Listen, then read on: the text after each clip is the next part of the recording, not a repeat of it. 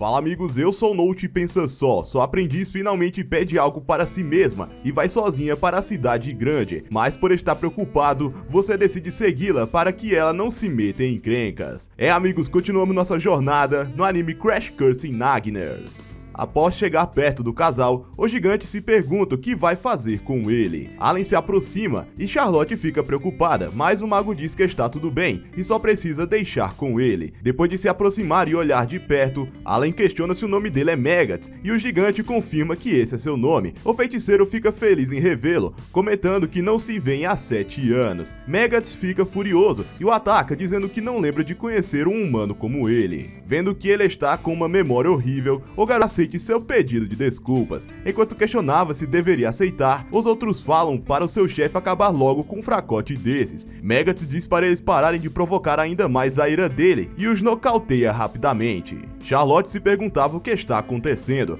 Para esclarecer a situação, Eruka diz que o pai deles é diretor da maior academia de magia daquele país. Seu irmão se formou nessa academia aos 12 anos, sendo o mais jovem da história. Logo em seguida se tornou professor. Afinal de contas, ele é um prodígio, o que deixa Charlotte abismada. Megatz continuava pedindo perdão para o grande rei demônio, dizendo que não era a sua intenção fazer algo maldoso ou prejudicial a ele. E Eruka diz que esse era o seu apelido. O mesmo diz que faz muito tempo que não o chamam desse jeito, o que o faz se sentir nostálgico. Ele diz para Megatz levantar a cabeça. Eruka e Miatia vão até a casa de Alan, mas vê que ele está completamente deprê e se perguntam o que aconteceu com ele. Alan questiona sobre quando as duas ficaram tão amigas e Miatia pergunta o que diabos aconteceu. Eruka percebe de cara o que é e conclui que algo aconteceu entre ele e Charlotte, dizendo que não tem outra coisa que o preocupe tanto assim, questionando se eles brigaram. O garoto diz que seria fácil se fosse algo do tipo. Alan conta que na noite anterior, Charlotte não queria aceitar seu pagamento. Ele disse que já passou um mês que ela está ali, e como falou que ia contratá-la, então era óbvio que também vai pagá-la. A menina diz que tudo que consegue fazer é limpar a casa, então não sente que está sendo útil bastante para ser paga. Ele diz que além de limpar a casa de maneira impecável, ela também cuida muito bem do jardim, alegando que depois que Charlotte chegou, ficar naquela casa tem sido um enorme prazer. Então, é só um pagamento justo por seu trabalho duro. Ela pergunta se está tudo bem, e ele diz que sim, então decide aceitar o pagamento com gratidão. Alan fala que ela pode economizar, mas recomenda que gaste o dinheiro, perguntando se não tem nada que ela queira fazer ou comprar. Ela diz que não, mas logo percebe que tem algo, pergunta se poderia ir sozinha até a cidade. Esse é o motivo para ele estar tão preocupado, pois, segundo ele, seria o mesmo que jogar um pedaço de carne temperada em uma jaula de feras.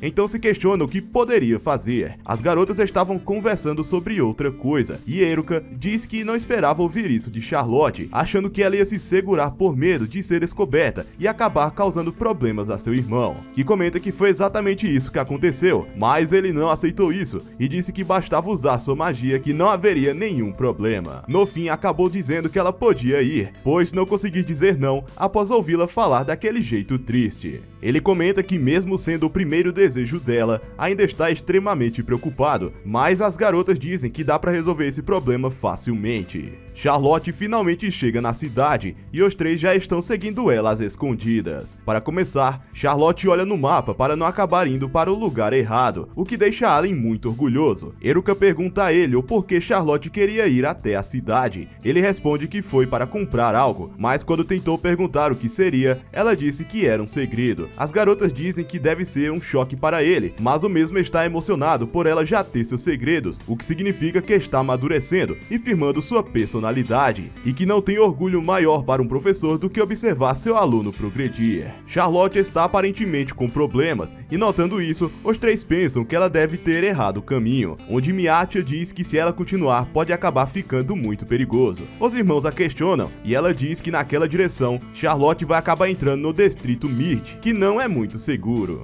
dizendo que esse distrito é comandado pelo grupo chamado Serpent Fang. O líder se chama Grow, que anda com uma serpente no pescoço. Eruka diz que pode fingir que a viu por coincidência e impedir isso, mas Alan diz que não, pois não quer jogar um balde de água fria na primeira aventura de Charlotte. Ele diz que acabou de lembrar que tem um compromisso e que vai deixar isso nas mãos delas. Então, vai embora saudando elas boas-vindas e fazendo a maior festa. Como elas estavam surpresas, Alan retorna e diz que correu na frente e deu uma lição neles, mandando eles serem gentis gentis quando Charlotte chegar, e Miacha nota que todos estão machucados. Percebendo isso, Charlotte pergunta se eles vendo uma lenda mitológica. Grow, curioso, pergunta qual a relação dela com o Rei Demônio, e ela questiona se eles conhecem Allen, mas eles dizem que só conhecem um lado dele, e seu chefe diz para eles ficarem quietos, onde Eruka fala que eles foram muito bem ameaçada, então ele é praticamente seu mestre. E ouvindo isso, o mesmo acaba sentindo um leve choque. Eles dizem que deve haver algum engano, pois não consegue pensar da deusa estar junto com aquele grande Rei Demônio. Allen reflete que entende o que eles estão dizendo. De um lado está o grande Rei Demônio, que assusta bandidos, do outro, uma deusa que é sempre gentil, alegando que ela é demais para ele. Porém, Charlotte diz que Allen é uma pessoa gentil, e que isso deve ser um mal entendido, o que os faz mudar de ideia. Ela conta que Allen está ensinando várias coisas impróprias, o que deixa eles em completo choque. Ela segue dizendo que um dia desses fizeram várias coisas impróprias a noite inteira,